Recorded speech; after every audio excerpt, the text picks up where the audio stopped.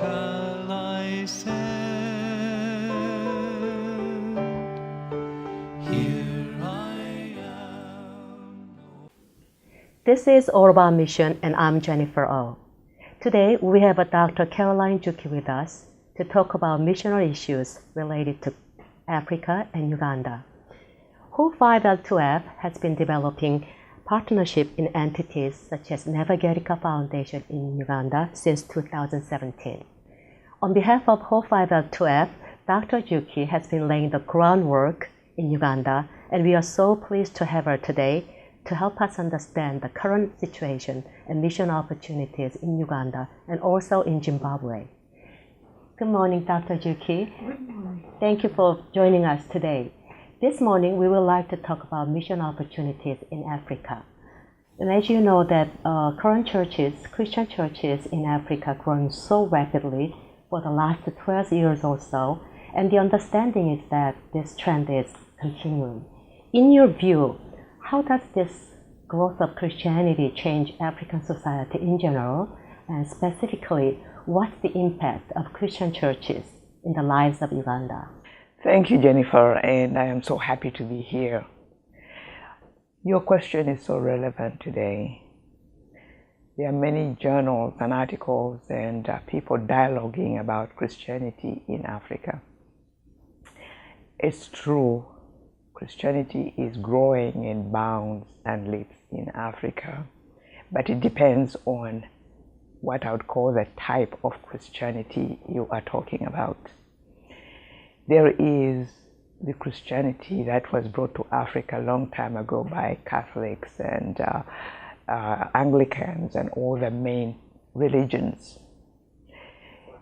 Turn around after independence, and Christianity started to change slightly, but right now it is changing at a speed that I can't even describe. The original religions, unfortunately, are not bringing in as many people. The people who are Anglicans and Catholics are older and do not participate as much in church activities. Now we have the new, you might call it charismatic religions, where the pastors are younger. They respond to the immediate needs of the people of poverty, lack of education, turmoils, instability, etc., etc. And so a lot of young people, and the African Development Bank says between 15 and under comprise of 40%. And those 15 to 24 comprise of 20%. Now that is a huge number of young people. And these young people are looking at religion, the new religion where you go to the pastor and you get what you want. You get the advice from somebody who relates to your needs. So yes, Christianity is growing, but I see the opportunity of a denomination like the United Methodist Church coming in and making a big difference and relating to those young people who are there trying to find an anchor in Christianity. Dr. Njuki, you visited Uganda at the beginning of this year to lay a groundwork for Ho5L2F to begin its mission work. What are some of the most pressing needs in Uganda that Ho5L2F can help address? Thank you, Jennifer, again. Last year towards the end, Hope sent me to Uganda to identify needs, potential partners, and opportunities. As I traveled around, I looked at the challenges which are typical of most African countries. It's poverty, unemployment, especially as it regards to youth, women struggling with the burden of bringing up children by themselves, etc., etc. I was able to talk with heads of churches, heads of institutions, NGOs, and individuals on the streets and in the rural areas. And I identified several needs, but to briefly say, the urgent needs are to find a way of educating this large populace. But then after you educate them, what do you do with the educated youth? So it's the education that skills youth and young people, so that it's not just being able to read and write, but being able to set up small businesses. Time back, they used to have cooperatives, and they used to have small scale loans and programs, which are no longer in existence.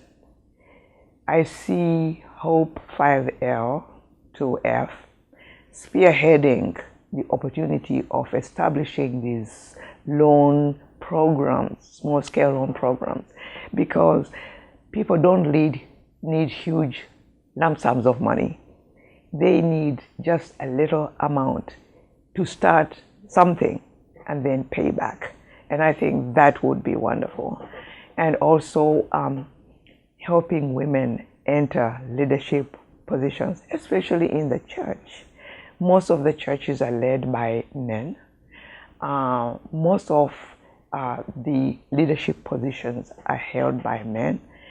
But we need to skill women, not just in the civic arena, but also in the religious arena.